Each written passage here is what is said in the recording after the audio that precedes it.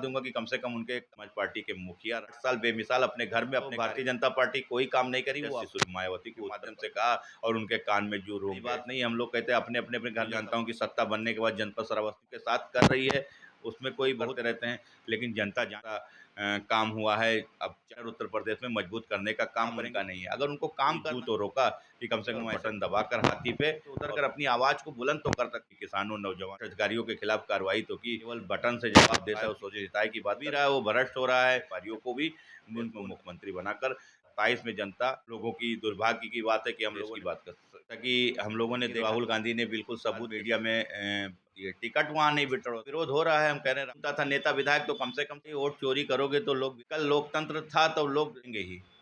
को भेजा और दिखाया, यादव हो चाहे वो हो, विरोध चोर का तो सबकी तमाम गड्ढे खुले हुए हैं, चाहे हो रही है, विरोध करेंगे चाहे पूरा हिंदुस्तान में आगे, ये हो रहा है विरोध करने चलो। बस ट्रेन तो आपका कल से चालू हो जाए, 7 बजे से एक भी बस भी नहीं रहे कि लोग भी बैठे हैं, अगर वो चाहें धरातल पे हवाई चप्पल वाला चलाने वाला हवाई जहाज पे बैठे आए होंगे तो आपने इकोनॉमी मौके पे ही इकोना बस स्टॉप पे आप करेंगे।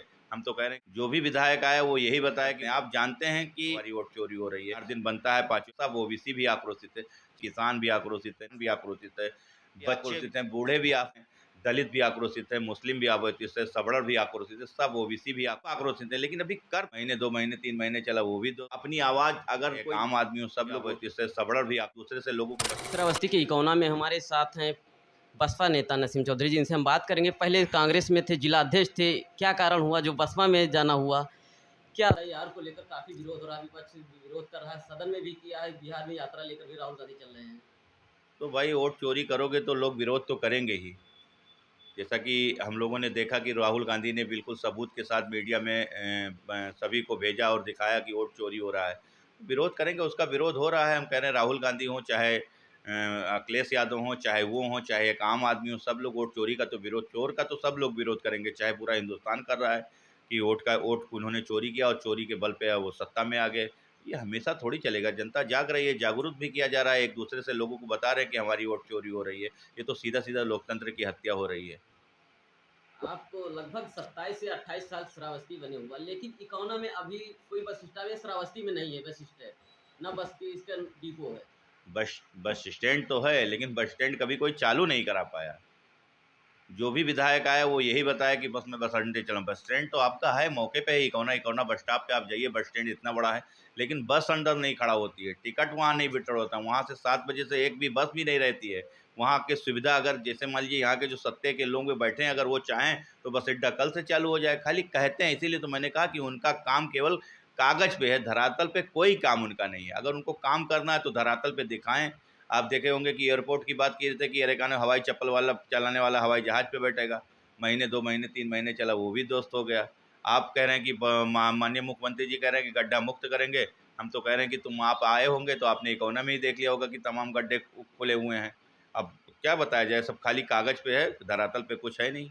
और जो हो भी रहा है वो भ्रष्ट हो रहा है। 4 दिन बनता है, 5वें दिन उजड़ जाता है।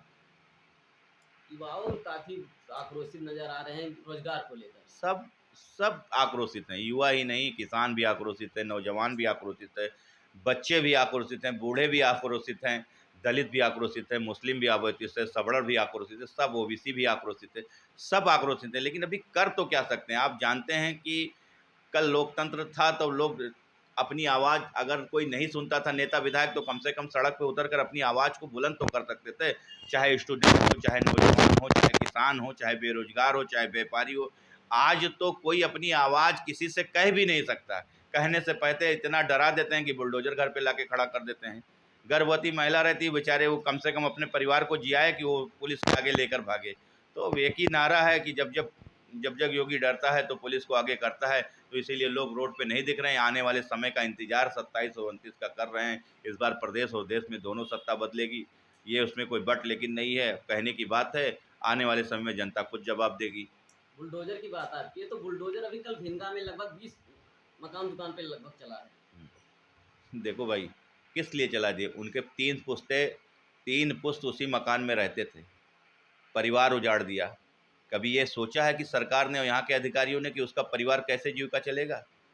आज उन परिवार के पास शायद पैसा होता तो किसी तरह मैनेज करके वो रुक जाता। आप बताइए, आप कह रहे हैं कि वो अवैध है। अवैध क्या नहीं है यार, थाना यहाँ का अवैध है, इकौना तहसील यहाँ का अवैध है, नगर पंचायत के आगे दुकानें अवैध हैं, नगर पंचायत मेरे ख्याल में तमाम दुकानें नाली पे बनी हुई है। अवैध क्या नहीं है? आप देखोगे यहाँ से चले जाओगे इकौना, हम वहाँ से तहसील से, सब अवैध है। अवैध का क्या नहीं है?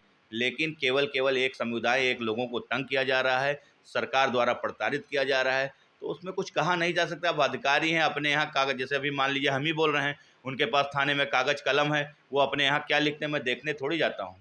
तो वो उनका काम हो, वो कर रहे हैं। जनता का काम है वोट देकर सरकार को सही दुरुस्त करना। आने वाले में जनता उनको जवाब देंगी। मैं बस इतना, जिसकी दुकानें और मकानें गिरी हैं, मैं उनके प्रति संवेदनाशील करता हूँ। मैं दुखी हूँ, क्या करूँ? मैं देखता हूँ कि कि आज के डेट में जिस तरह अधिकारी, बताया नहीं कि सबको बस खाली इसीलिए डराया जा रहा है कि अगर कोई बोलोगे तो तुम्हारे परिवार को लाके बंद कर देंगे, तुम्हारे बिजनेस को बंद कर देंगे। इसीलिए लोकतंत्र की हत्या की जा रही है। इसलिए कोई भी नेता, मुझे लग रहा है, कोई सामने आके बोल नहीं पा रहा है, मजबूरियाँ है। कम से कम आप आए तो मैं आपके चैनल के माध्यम से कह दो रहा हूँ कि सब गलत हो रहा है और सबका इंतजार 27 में, इंशाअल्लाह अल्लाह ने चाहा तो 27 में बटन द्वारा जनता जवाब देकर, सभी दलित भाई, ओबीसी भाई, जर्नल भाई, सभी लोग जवाब देकर 27 में सरकार बदलने का काम करेंगे। उसके बाद एक सुखद सरकार आएगी जिसकी लाइन आर्डर भी मेंटेन रहेगी, रोजगार को रोजी मिलेगी, नौजवानों को नौकरी मिलेगी, व्यापारियों को अच्छी सुविधा मिलेगी, जीएसटी का भी मोल भाव किया, जीएसटी का भी मतलब सही संशोधन किया जाएगा। ऐसे जो इस सरकार में जितने भी काम गलत हुए उसको संशोधन करने का काम आने वाले समय में उत्तर प्रदेश की मुख्यमंत्री अगर बहन कुमारी मायावती जी बनती हैं तो लाइन आर्डर पूरी तरीके से, आपने 2 से 7 तक देखा है, और आने वाले में जब जब बहन जी की सरकार रही तो लाइन आर्डर के सूत्र पे पूरा उत्तर प्रदेश नहीं, पूरा हिंदुस्तान इसके बारे में जानता है कि सबसे बढ़िया और सबसे अच्छा शासनकाल केवल बहन जी का था। अभी 290 विधानसभा जो है, यहाँ पे 2 बार से बीजेपी के विधायक हैं। इससे पहले समाजवादी के विधायक थे। यहाँ पे सत्ता भी, जिसकी विधायक रहते वही सत्ता में रहता है। और 27 को लेकर आपकी पार्टी का क्या स्टैंड है 290? देखिए, 2012 में जब ये पहली बार विधानसभा बना था तो हमारा बसपा का भी यहाँ रामसागर अकेला विधायक थे। 12 के बाद 17 में बसपा का, सपा समाजवादी का पार्टी का, उसके बाद 2 टर्म से ना बहुजन भारतीय जनता पार्टी का आएगा। तो मुझे उम्मीद है कि इस बार जनता, हमारे दलित समाज और मुस्लिम समाज के लोग बढ़ चढ़कर हिस्सा लेंगे, साथ में ओबीसी भी समाज के लोग हिस्सा लेंगे, और आने वाले समय में दोनों सीट पे बहुजन समाज पार्टी के बहन जी के झंडे, नीले वाले झंडे पे बटन दबाकर उत्तर प्रदेश में मुख्यमंत्री बनाने का काम करेंगे। इस बार कोई बट लेकिन नहीं, दोनों सीटों पे बहुजन समाज पार्टी जीतेगी, क्योंकि बहुजन का एक एक कार्यकर्ता जमीन पे उतर चुका है और एक दूसरे से बात कर रहा है कि सबसे अच्छा और सबसे सुशासन शासक अगर किसी का है तो वो बहन कुमारी मायावती जी का है। इसलिए आने वाले समय में मैं यही 2 सीट के लिए पूरे उत्तर प्रदेश की बात कर रहा हूँ, फुल प्लेस से बहन जी उत्तर प्रदेश में मुख्यमंत्री बनने का काम करेंगी। 27 में आप चुनाव लड़ेंगे बसपा से?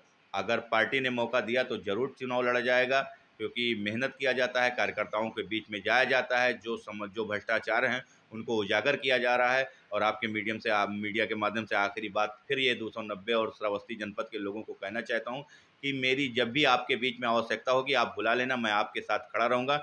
मेरे पास कोई सत्ता और शासन नहीं है, मैं कोई विधायक सांसद नहीं हूँ, लेकिन मेरे पास ये रोड, जो सड़क है आप जो देख रहे हैं, ये सड़क पे उतर कर आपके लिए आंदोलन करने के लिए, जो सही काम है उसके लिए आंदोलन करने के लिए मैं हमेशा तत्पर रहा हूँ, आगे भी तत्पर रहूँगा। इन अधिकारियों का काम है डराने और धमकाने का, उस गीदड़ और धमकी से मैं नहीं डरता हूँ।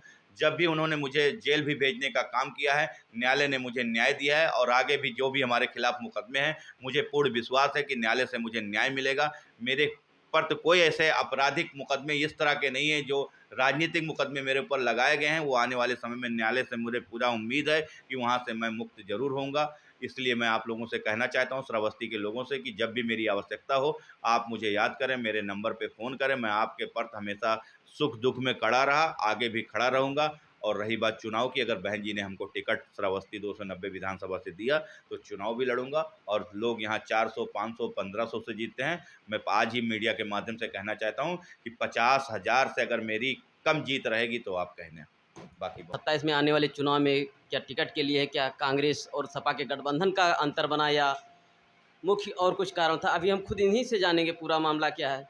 भाई साहब, आपका स्वागत है हमारे चैनल पे। बहुत बहुत धन्यवाद, आप लोग आए मेरे आवाज़ पे मेरे बारे में जानने के लिए, इसके लिए आप सभी को बहुत बहुत धन्यवाद, शुक्रिया। जबलपुर क्षेत्र पे या कटरा क्षेत्र पे या मुख्यालय पर पहुंच सकती है कि जब एक सांसद को यही जानकारी नहीं है कि 7 बजे बस आती है कि नहीं आती, तो उससे बड़ी दुर्भाग्य की क्या बात है कि ऐसे लोग ऐसे सांसद को चुन लिए जिसको ये नहीं पता है कि 7 बजे के बाद हमारी जनता हमारे अपने आवास पे अपने घर पर प्रवास कर सकती है, पहुंच सकती है कि नहीं।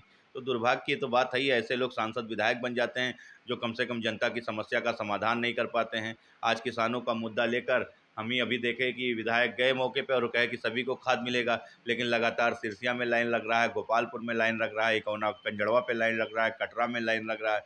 अभी लाइन खत्म नहीं हो रही है। अब तो कम से कम उनको थोड़ा सा यहाँ के अधिकारियों को शर्म आई है। इसमें जनता केवल बटन से जवाब दे सकती है और बटन दबाकर हाथी पे।